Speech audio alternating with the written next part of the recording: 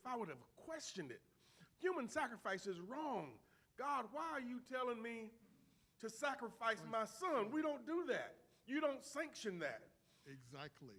For him to move forward even knowing that, it must have been awful. What do you think? Thank you for that.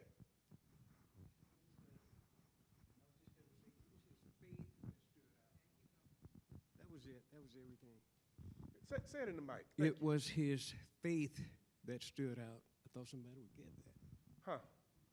that. It was his faith that stood out. God was testing his faith. What faith in what? Faith in the fact that God says don't do human sacrifice? Do you think Abraham ever thought for one moment he was going to have to go through with it? No. Somebody's saying no. You don't think Abraham, it never crossed his mind that he was going to have to go through with it. Why do you say that, Brother Donald?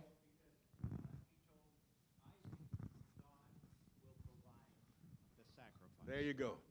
That faith that you're talking about, that relationship that you're talking about, and the fact that Isaac asked the question. I know I would have been asking questions. How old was Isaac? Does the Bible say how old Isaac was? Say again? 7. Okay. Pretty big boy. Old enough to know what a sacrifice is supposed to look like and that the usual ingredients were not all there in place. So he asked his daddy the question. I would have been questioning too. Daddy, I see the wood. I see the altar. I see the fire. But what are we going to sacrifice here? And Abraham said to his son, the Lord will provide. Abraham was very obedient to listen to God, following the instructions. He had faith. He had faith. And he walked in that faith, didn't he? That faith, yes. He walked according to his faith. Yes. We oftentimes say we have faith. You think sometimes let me see. We have faith. We know God is going to provide. But on the other hand, we feel like we ought to be doing something. Abraham was doing something. Right up until the point that God told him, I don't know exactly what words he used. Where do you draw the line between having faith and walking according to what you think you ought to be doing? And sometimes perhaps, is faith an action word? Is faith a verb? Faith is an action word, isn't it? Abraham had faith, but he was taking action, wasn't he? Yes, sir. When you walk long enough with God, you will know God. And you'll know that whatever you do is his will. And you'll know that the voice that's telling you what to do is the voice of God. Where is it? Somewhere in the New Testament it says, my sheep know my voice? Yes? So, question. Can you trust God's promises even today? Sister Louise said yes. You all agree with Sister Louise? Trust God's promises today, amen? And those promises are from me, she said. Who's me? Louise and Byron and Jesse, all of us. Trust and obey. How about when things aren't going according to your plans? Things that you don't necessarily understand happen in your life. Can God's promises still be trusted then? But it takes that faith connection. It takes that relationship. It takes having walked with him enough to know that he is still trustworthy. Even when bad things happen, God is still in control. Amen? Our memory text says that now Abraham was old, well advanced in age, and the Lord had blessed him, Abraham, in all things. Finally, as God has promised, though, Sarah bore Abraham a son. And I think that's what's, Abraham was what? How old was Abraham when Isaac was born? 100? And Sarah was what, 63 or so? No, not okay. In other words, neither one of them were spring chickens, right? And I think that's what makes it so very powerful, this sacrifice that Abraham was prepared to go through with, even though we say he had faith and knew he wasn't going to have to. Right?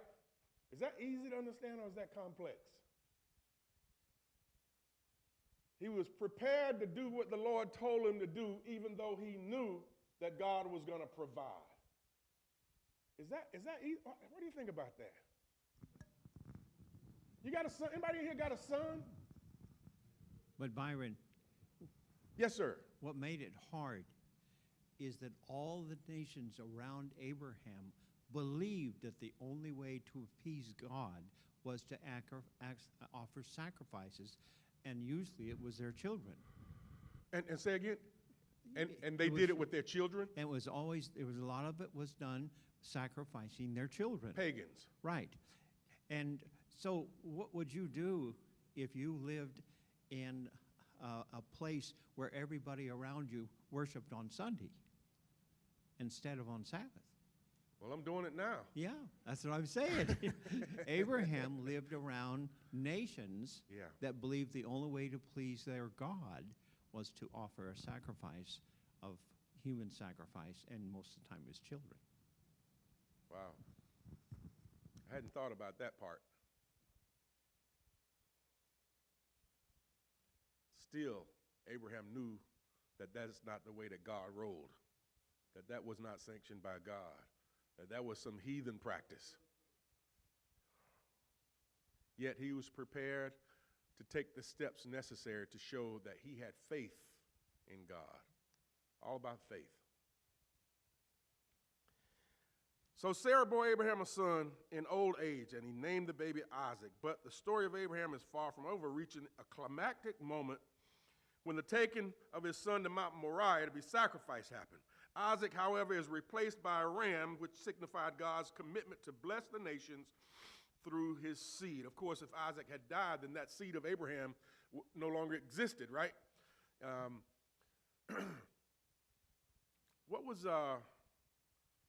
Whatever the deep spiritual lesson here, finally, the family of Abraham, nevertheless, must have been shaken by it all. And the future of Abraham is not clear. Some believe, based on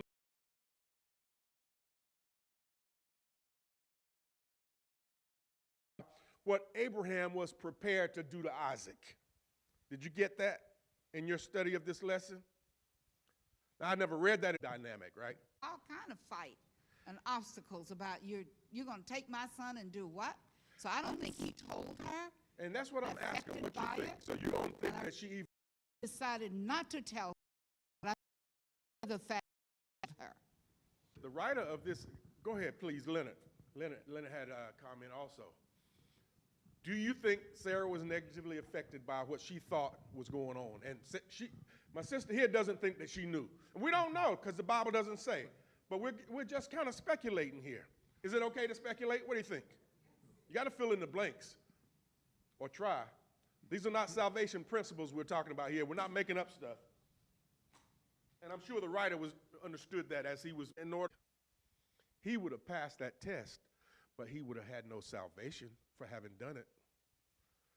Just like the people in the heathen nations have no salvation when they sacrifice their children. There's no salvation for Abraham based on his act or his willingness to go through with sacrificing his son. Y'all following me? The salvation is in the sacrifice that God provides because man cannot provide. To have gone through sacrifice because I Can be saved. We trust because our actions.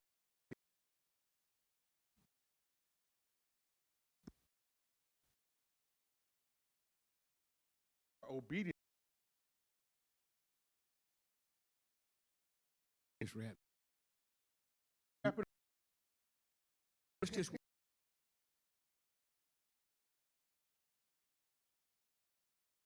obedient to the faith. Okay? I don't think I need to explain that. Okay. You're not finished, are you? You left me hanging. Okay, let me elaborate then. Come on. Okay, obedience to the faith means obedience to what Christ has done because of his sacrifice. Yes. Faith in that sacrifice Yes, sir. is what grants us salvation and Amen. all of the other blessings that we have. So when we talk about obedience, it's clear. It's not a set of laws or church traditions or doctrine. Again, it's Fulfillment of God's promise to Abraham.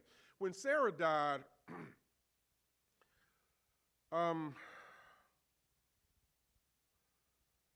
when Sarah died, how old was Sarah when she died? She was old. She was old when she had Isaac. 127? 127. That's on up in years, ain't it? Where were they at the time when she died? Were they were in a foreign land, were they not? Yes? But Abraham, what was his desire for Sarah as far as burial? Where did he want her to be buried? What did he express about where he wanted her to be buried? He didn't want the end of it eventual.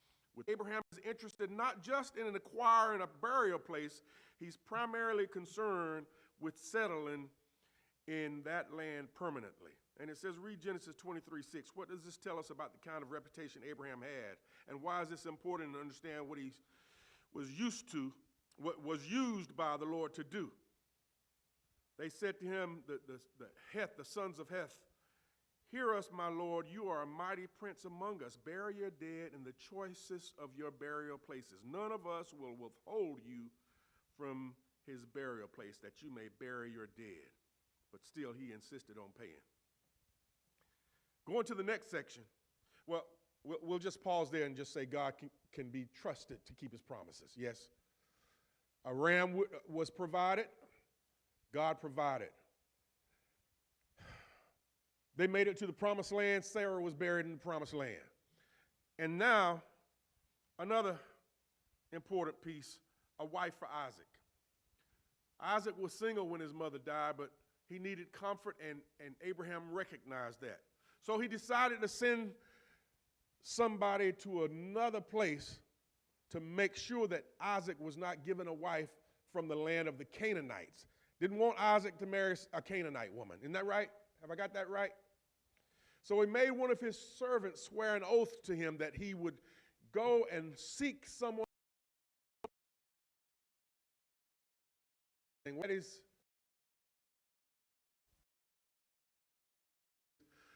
an oath was sworn, and he went, took 10 camels, and they went to this place, and then he wanted to make sure, he was concerned about this whole thing. He knew that his master, Abraham, was a man of faith. But he wanted to make sure that when he got there, things went the way they were supposed to go. So he asked God, he kind of asked for a sign. What was the sign he asked for? What was the sequence of events that the servant of Abraham asked for as he went? When I get to this place, I'm going to this watering hole. What I want you to do is I want you to have the person that you want me to take home to Isaac. I want you to have that person ask me.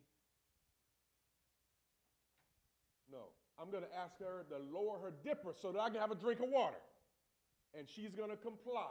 And then she's going to offer to water the camels also. And how did it work out? Exactly like he said, my sister said.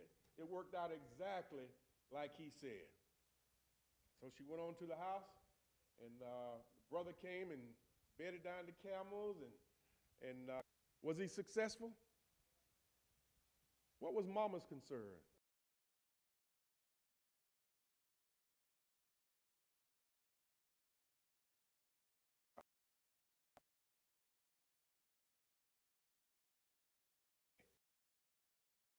Yes. We got to talk. And she didn't say it in those exact words, but they said, let us stay for 10 days. Isn't that what Rebecca's mama said? Let us stay here for 10 days. I can imagine they didn't want her to be there for 10 days because she'd been there for all her life. They wanted her to stay there. Way And that's why he didn't want him to have a Canaanite wife. Right. He wanted somebody who believed the way he believed, so she would support and strengthen him. Gotcha. Gotcha. Yes, sir. What he said is exactly why you want your kids to marry somebody of faith. Exactly the same. You know, because if you have, they can be nice people, and they can say, I'm taking Bible studies, but as soon as they're married, they don't come to church anymore, and the one pulls the other out. You know, I've seen it probably 50 times, and that's just the way it goes. That's why he wants you to marry within your own. If you're a Catholic, you better marry a Catholic. The best movie I ever saw on why you should marry in your own faith was shown at the Old South Side Church in Indianapolis when I was a teenager. It was a Catholic movie, but it really showed why you should marry someone of your own faith. And they didn't talk about Catholicism or Protestantism. It was just married within your own faith. It was such a good movie because it was completely true. You know, even when you marry someone of the same faith, you're going to have trials. It's going to be hard. But at least you start both from the same foundation. And when one is weak, the other knows which direction to pull the weak one to. You follow what I'm saying? And vice versa. It's hard enough when you start both from the same foundation. I can imagine it's even tougher when it's unequal. So, that goes through the wife for Isaac. What's next? A wife for Abraham. Abraham was a widow now. Sarah died, Abraham's a widow, so he wanted to marry also. So he married Keturah, right? Now, did anybody get the impression when you was reading this that the writer thought Keturah was the same person as Hagar? What was her name? What was Hagar? Did you get that impression? That the writer thought that Keturah and Hagar were the same person.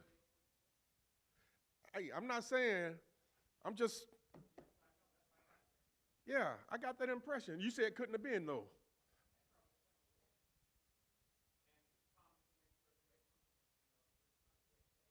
Right? And I can't imagine Sarah letting Hagar come back. No, no, no. You know, I can't imagine that. Well, I don't know how much time lapsed between Sarah's death and his marriage to Keturah. Does the Bible say? No, but it shows that he was a spry old man, don't it? Yeah. 100 and something, but he's still Had plenty of spunk left. Yes, he was old, but he had 6 children with Keturah, did he not? But I think that the writer was talking about the fact that the way he treated them was similar, so similar that he inferred that it might even be the same person. In fact, at some point in the lesson, he referred to her as Keturah-Hagar. Did anybody else see that? I'm not saying